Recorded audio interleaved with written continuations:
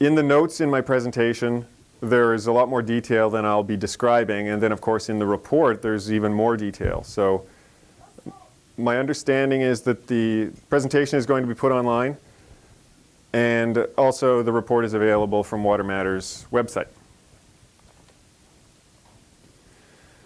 So just what I'm going to do is give a brief summary of sort of in situ oil sands, where it is, what's going on, and what the future holds. And then I'll talk about a number of problems and risks, as well as policy failures when it comes to management of development, expansion of development, approvals, that sort of thing.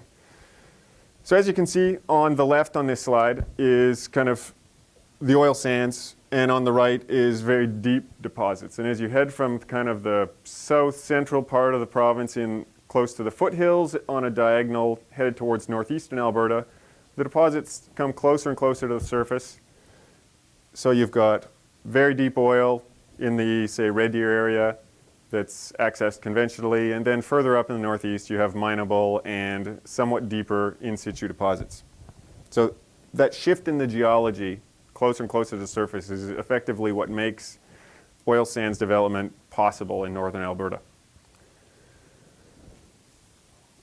What I'm going to be talking about is a fair amount of kind of groundwater issues that seems to be one of the biggest concerns with in situ development. This is the mineable oil sands area north of Fort McMurray, and the black line outside outlines what they call the mineable oil sands region. As you can see, the blue arrows are all sort of what they've described as regional groundwater flow. And this is sort of typical. So you've got the rivers flowing down, the Clearwater and the Athabasca, they join, they flow north. But groundwater really moves around in all kinds of different directions. And eventually water quite often flows out into the rivers. And this will be the same, very similar kinds of patterns, whether it's in Cold Lake or Peace River, other areas. So surface waters and groundwaters don't necessarily flow in the same direction, but they do interact. These are the oil sands regions in Alberta. They're basically three distinct ones: Peace River, Athabasca River, and Cold Lake. And different technologies are used in different areas. In Athabasca, it's primarily SAGD that they're using for in situ. And then there's something called cyclical steam simulation that's used in the Cold Lake and Peace River areas. Basically, they're similar in that they use steam, they inject it at depth, that heats up the bitumen, makes it flow more easily, and then they pump it back out, and that's what they get.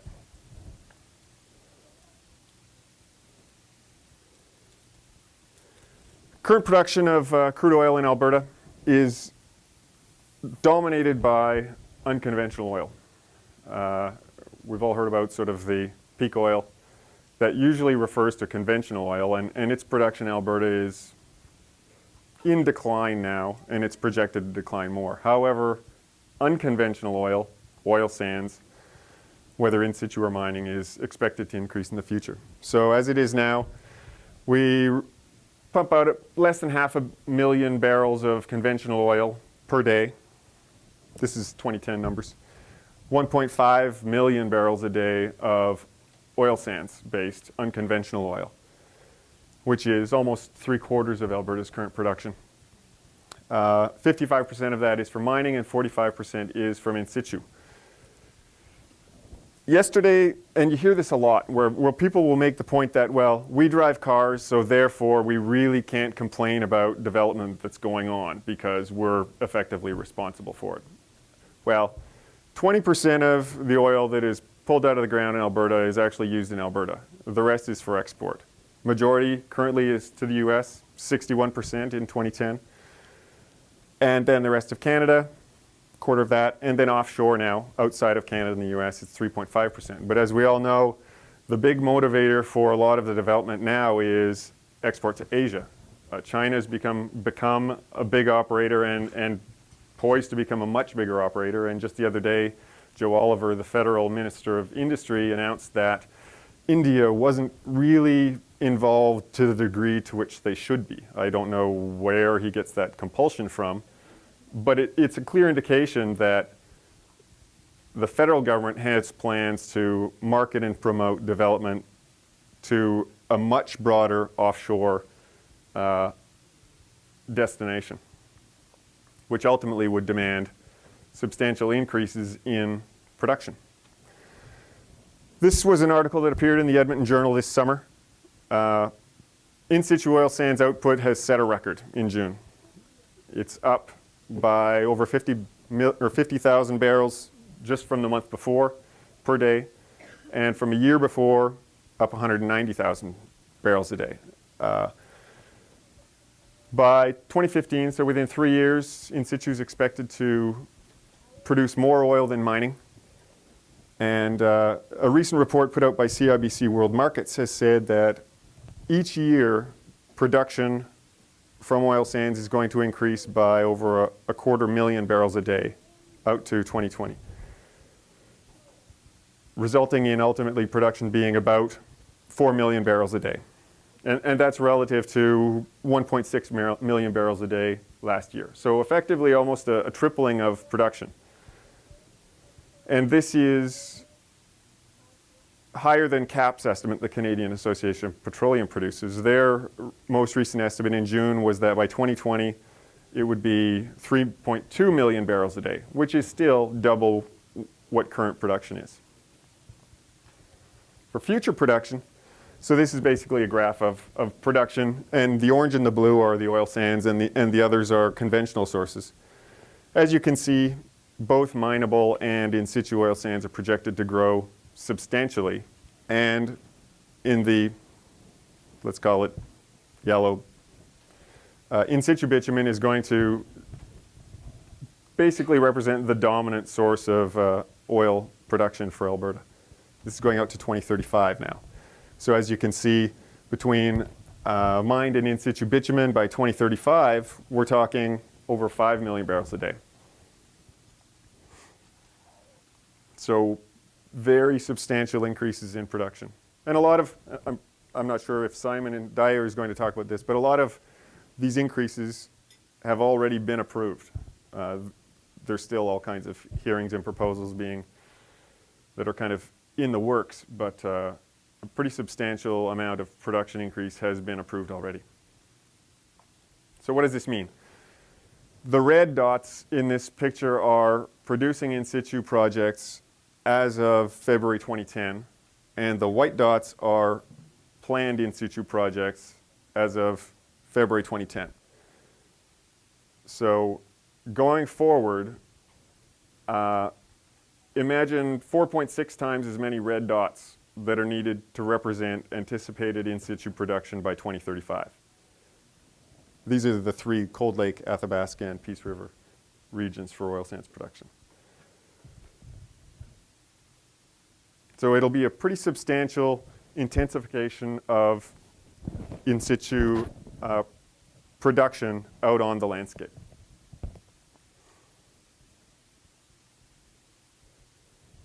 I've got a little video here. I'm sure you've seen some of this.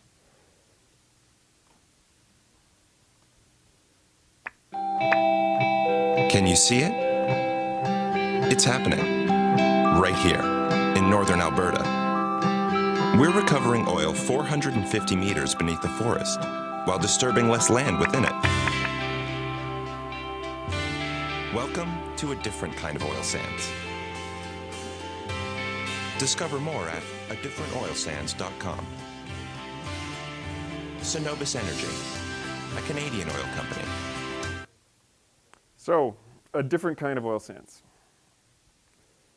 And the image that they're promoting is that it's environmentally friendly, it doesn't produce any real disturbance on the landscape, it's not a big ugly mine that looks like some kind of Martian landscape. So therefore it's good, it's responsible, everything's great, you don't need to worry about it.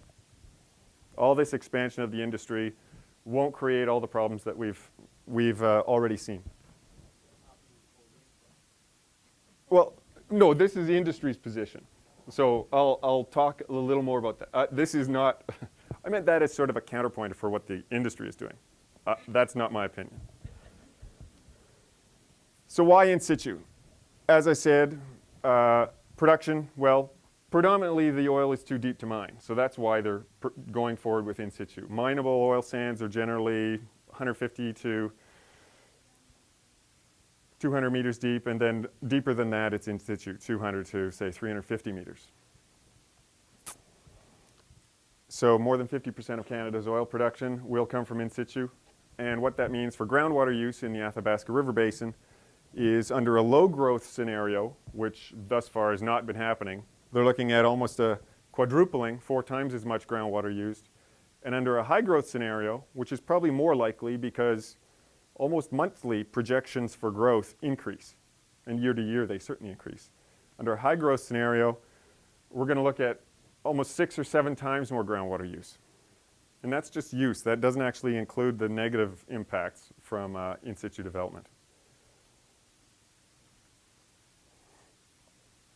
And these numbers are from a report prepared for Alberta Environment by a consulting firm called AMEC Earth and Environmental.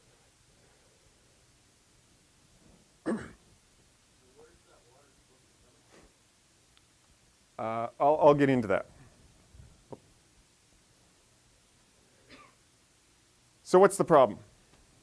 In situ use and production uses less water than mining. The problem, of course, is that the risks to local and regional groundwaters and connected surface waters really aren't known. And I'll talk about the risks.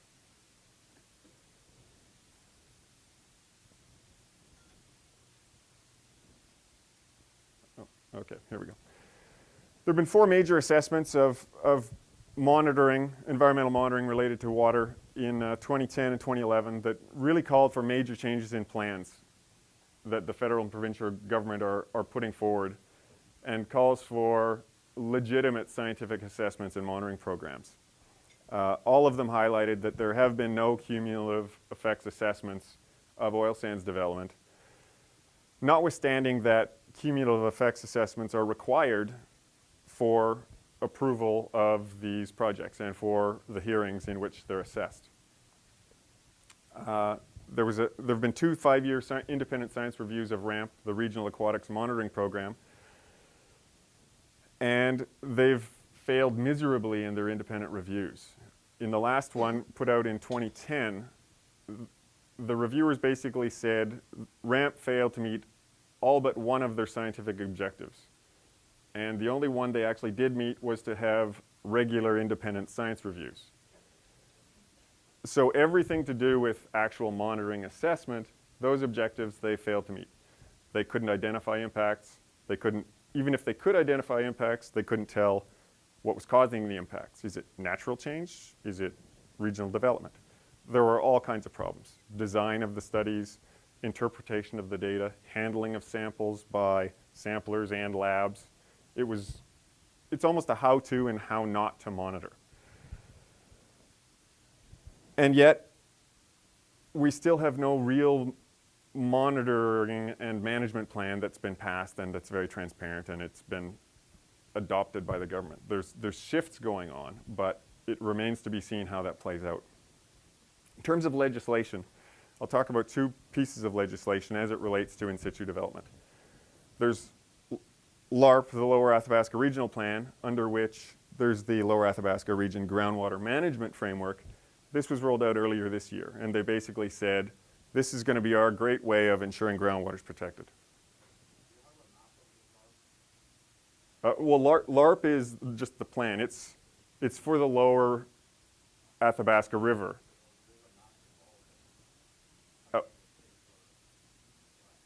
Yeah. Oh, no, I'm sure they delimit it. It's primarily for sort of the area north of Fort McMurray in the Athabasca River Basin. So it wouldn't include Cold Lake, Peace River.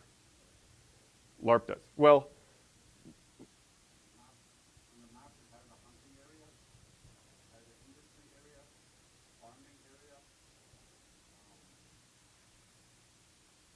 oh yeah. No, they do delineate different areas, and they made a big show about all these protected areas they're putting out, or they're adopting, but I'm not really going to be talking about that.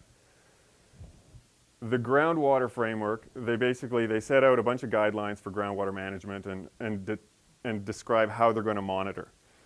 The problem is that they're going to monitor only a really small set of water chemistry parameters, and they really don't have any kind of triggers or responses that they have to follow if they identify a problem.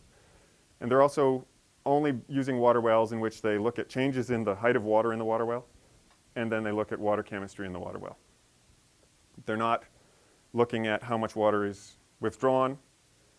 They're not going to adopt any kind of mandatory triggers that will initiate regulatory reviews or perhaps basically demand that a company stop withdrawing groundwater or injecting waste deep into areas where groundwater can be affected. And there are a lot of contradictions in these policies. For example, they state in the framework up front that there needs to be a detailed understanding of regional groundwater behavior and quality, but ultimately they're only going to be monitoring a few things that really aren't going to give them an understanding of regional groundwater behavior and quality.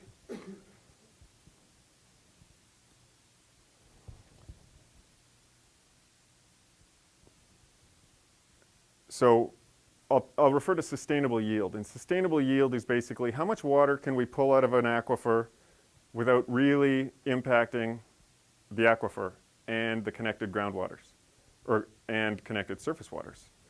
So you really need to understand what the yield of the groundwater is, sort of like interest in a bank account.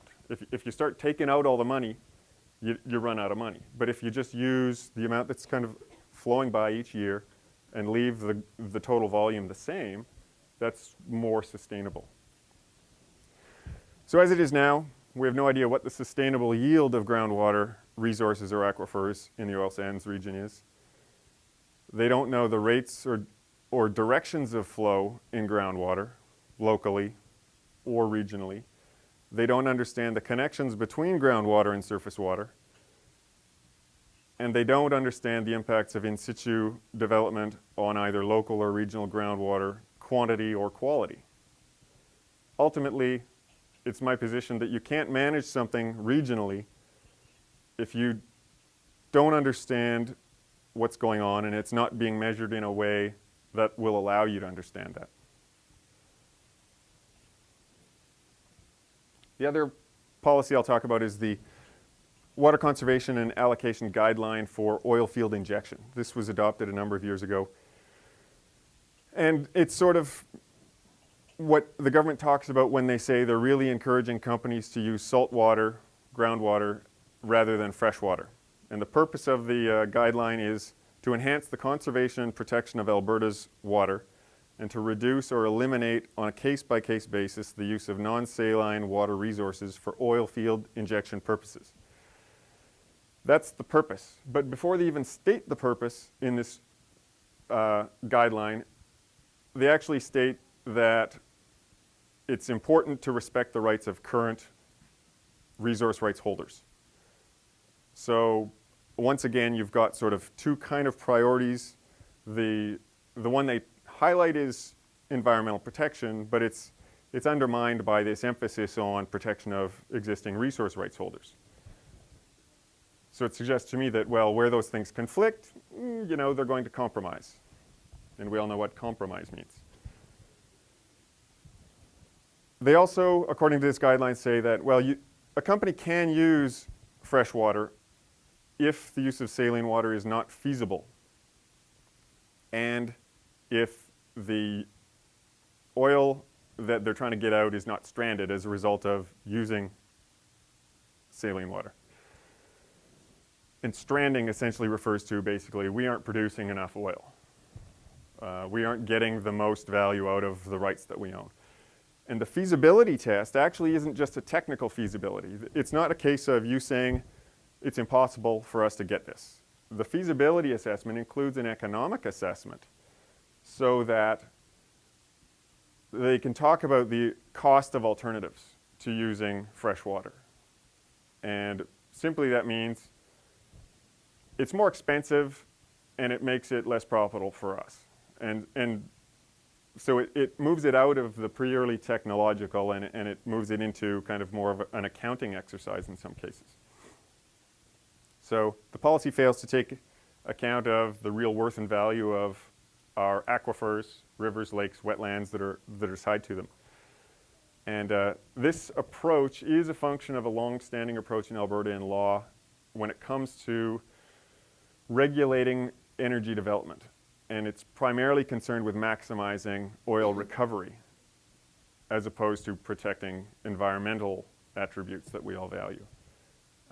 There's the Oil and Gas Conservation Act that was passed in 2000, and that mandates this approach. And its purpose is to basically maximize resource recovery and prevent waste of resources. And those resources are oil and gas resources.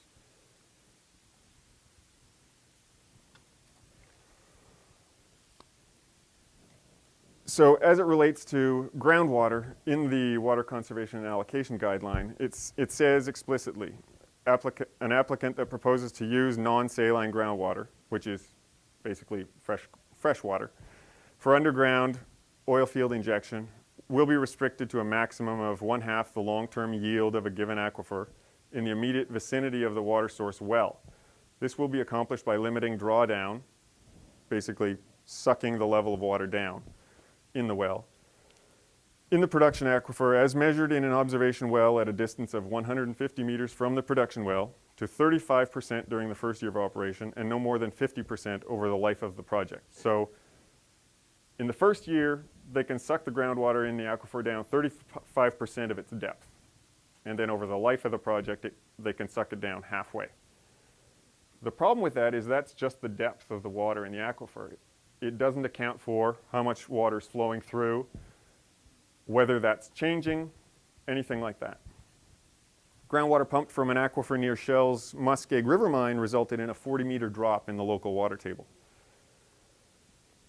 These limits, they sound great, but of course, as I said, they don't actually know what the sustainable yield is. So I find it difficult for them to say, well, what's half of the long-term yield? If you don't know what the yield is, oh, has this died? If you don't know what the yield is, you can't really say what half the yield is, if that's going to be your regulatory limit.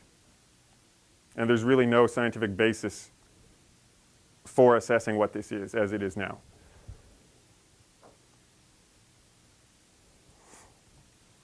There are a few different things that are going on out there that most people really don't understand. As it is now, there's fresh water that can either be on the surface or groundwater. And fresh water is defined as water with a salinity below 4,000 milligrams per liter. So that's fairly salty, actually. But anything above that, they don't monitor or assess at all. Industry can use as much of the saline groundwater as they want, and it's basically unaccounted for and unregulated. Contrast this to places like California, where their limit in terms of that trade-off between salt and groundwater is actually 10,000 milligrams per liter. So it's more than twice as salty, and everything below that they actually have to account for. So in a way, they're saying that, well, this water is of use to us, and we want to know how much there is and how much is being used. But here in Alberta, not so much. And this comes into play. Everyone hears about the advertised recycling rates of water. Typical commercial will say, we recycle 95% of our water, which suggests to the average person that they're using a lot of water that they've already used again and again. But the way they calculate that, they only use fresh groundwater and the amount of water that's semi-salty, brackish water. They don't actually consider, or sorry, I'll correct that. They use fresh water, and then they use the amount of produced water, the contaminated water they bring back up. And then they use the volume of steam they produce. They don't actually consider the amount of that salty groundwater they use. So on the right-hand side, you can say you've got a 95% recycling rate if you use 9,000 cubic meters of water that's fresh with these numbers. On the left, even though they've used 59,000 cubic meters of water, 50,000 meters cubed of water are saline, But with the calculation, we take that out of the calculation, and it's still 95% recycle rate. So when you hear someone say, we have a 95% recycle rate, that doesn't actually tell you how much water they're using. It could be much, much more than is used to calculate that rate. So it's very deceptive in terms of what that means.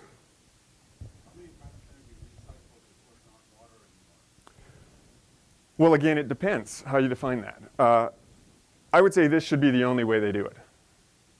And in some cases, it's more and more difficult. They're always using fresh water to replace contaminated water. Once it gets to a certain level, then they just inject it deep. It varies from company to company. I don't have those numbers off the top of my head. 95% recycle rate suggests they're using it 20 times. But as I've just described, that may not actually include how much water they're using. And because we don't account for the saltwater use, we can't say how much water they're actually using.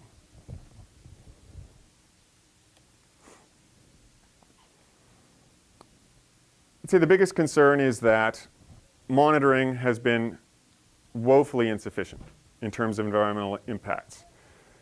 They've been rolling out new monitoring programs in the last year or two because of a lot of really bad press they've been getting in Canada and internationally. And there have now been calls by industry as well to get rid of RAMP, which is kind of funny because they've been the defenders of RAMP in every hearing, and they always use RAMP data in hearings to justify their conclusion that there have been no impacts.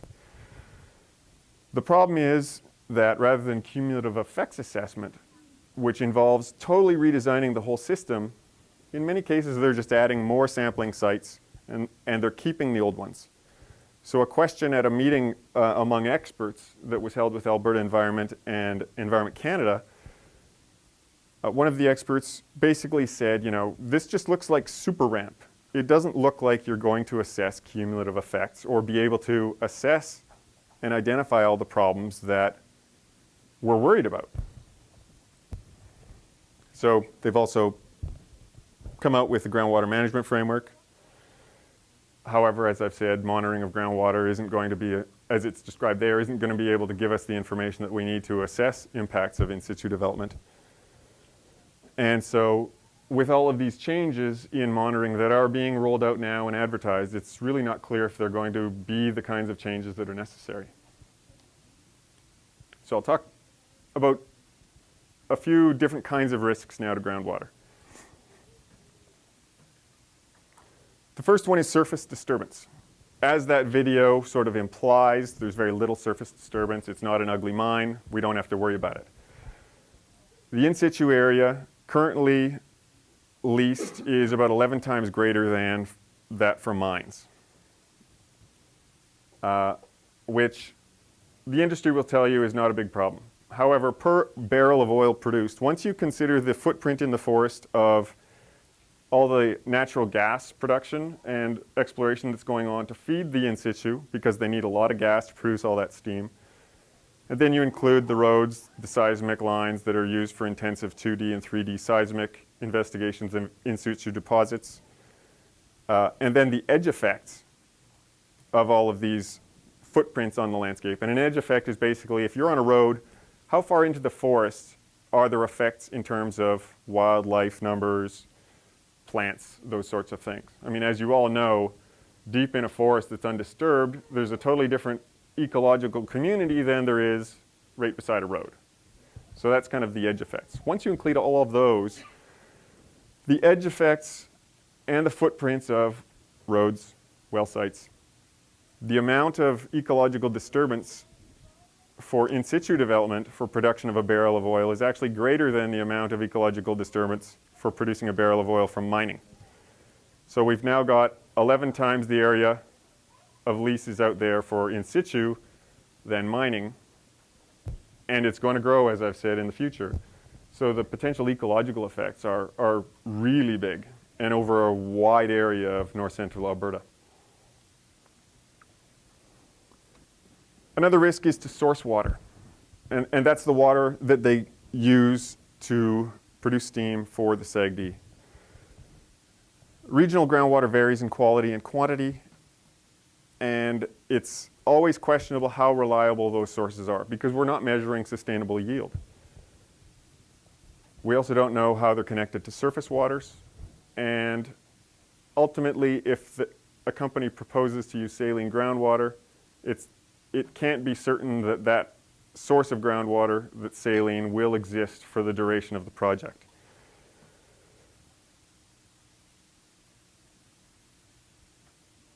So the key consideration here is that we don't have sufficient data to map groundwater quality, quantity, or flows in the oil sands regions. And despite the incentive according to the guidelines for saline water use, there is, despite the push to use a lot more saline groundwater, there's a strong incentive for a company to actually use fresh water. And this is being observed where companies have been, got their approvals on the basis of a promise to use saline water.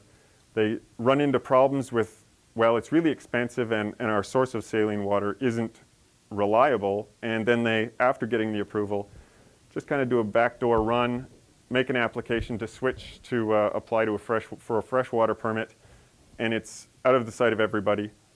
The fact that freshwater use was a major concern in the hearings went away, but now it's not being addressed anymore. And that's what's happening with Nexon's Long Lake project. They got the approval on the basis of a promise to use saline water. In the first few years of the project, their water use was twice as high as what they'd said it would be at the hearing. And then they made an application to switch to fresh water from the Clearwater River, which is a National Heritage River. And all of that's being done on the normal regulatory application process rather than in public where locals can be engaged and actually express concerns. A third one, which came up yesterday in the ERCB presentation, is the failing of well casings. And that's either active wells or abandoned wells. The problem with well casings is that if they fail, they act basically, they're like a straw with holes in it. Whatever comes up or goes down can leak out the sides. And if it's a well that goes through a surface groundwater aquifer and into a deeper deposit, then that surface groundwater can be contaminated. Based on 2006 ERCB data, it was identified that there are more than 18,000 heavy oil and gas wells in Alberta that are leaking. And 25% of those leaks were because of well casing failures. There was a study in 2010 where they actually tried to look at in situ leaks, but the data weren't really there. However, they concluded that while we don't know how many in situ wells are leaking because of casing failures, it's likely that the number is increasing and will continue to increase. And an assessment, a regional assessment, hasn't been done since 1988.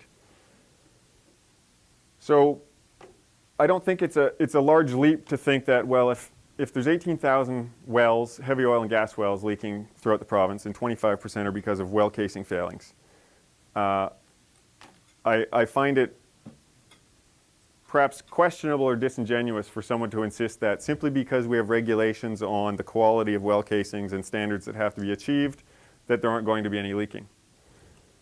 All of these oil and gas wells were drilled and the casings were made according to whatever the regulations were, and I'm pretty sure that those regulations included testing and assurances that they wouldn't leak, but they leak. Another problem is that there are these channels generally above the oil sands deposits that act as almost like underground rivers. And they move vertically as well as horizontally, and they connect. It's like an underground network where groundwater flows. They connect to surface waters, they connect different aquifers. And these ultimately act as channels where contamination can either move sideways or up and down. If the cap rock, which is that solid rock layer that's supposed to be overlaying the oil sands deposits, if that also has cracks in it, or if there are well casings that leak and travel through these, then it provides an avenue by which contamination can move sideways, up, down. And unfortunately, we don't really know where a lot of these are, and they haven't been mapped. This is just another picture sort of showing how, there's different layers in the ground above the oil sands. We'll call this the cap rock, this bedrock. So there's these light ones, these sandy areas that overlap can act as paths that groundwater can move up or down. Punch this full with monitoring wells or actual production wells, and you can see that, well, it's not this sort of impermeable layer that it's often presented as.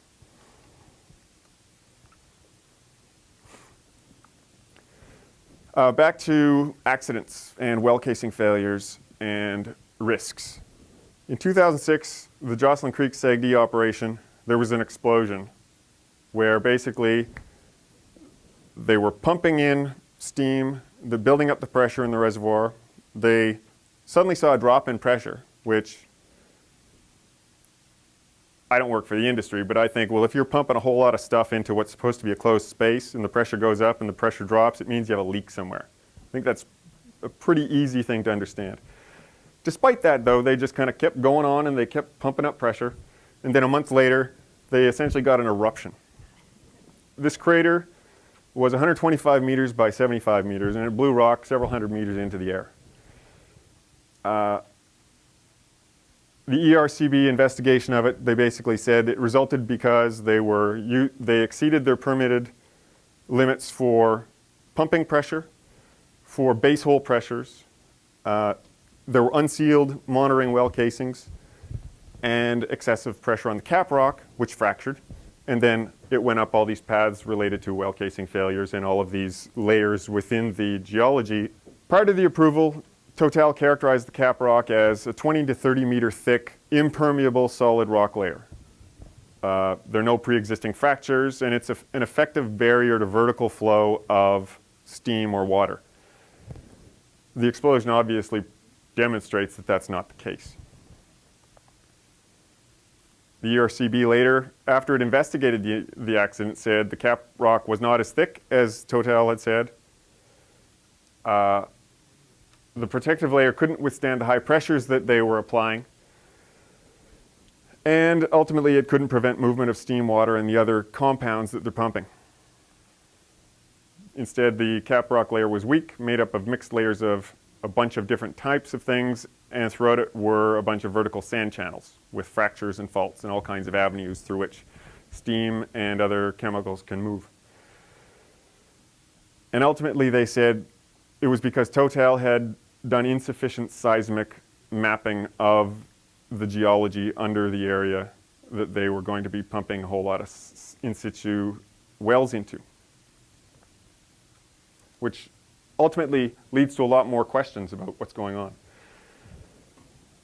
Similar but different, the Shell Muskeg mine. I don't know, many of you might have heard about the fact that in 2010, late 2010, they were cleaning up the pit floor of one of their mines, and they were going to turn into a tailings pond, and all of a sudden, water started gushing out of the bottom at 2,000 cubic meters per hour, and the water was very saline and laced with hydrogen sulfide. It kept flowing. They had no idea what happened, and well, fast forward a couple of years, and we've now got a pond that's 7 million cubic meters of highly saline water, and they've been trying all kinds of what are effectively experimental ways of stopping it and figuring out what happened. What they do know is they punctured either a connection to a deep water saline aquifer or maybe the aquifer itself, and all of that water was flowing through a crack that was just under the floor of the mine that was anywhere from 3 to 6 meters long, and that crack hadn't been identified in their seismic mapping. So while yes, that is a mine, it demonstrates again that our understanding of the geology and the groundwater connections that underlay either mines or overlay in situ deposits isn't enough to actually identify major risks. As it is now, I think it's not clear where they are now. The last report, they were about to try to start sealing this crack, but they tried a lot of stuff, and the flow is reduced to about 200 cubic meters per hour, but who knows what happens. And it's not clear what they're going to do with all this saline water also, because it was supposed to be a tailings pond, but now they have a giant saline lake. They're saying, well, we might be able to pump it out to another oil sands company that we'll use it to inject to recover more oil. So who knows? Wait and see. Shallow aquifers are something that a lot of us are concerned about. These are the aquifers that we rely on for drinking water, for wells.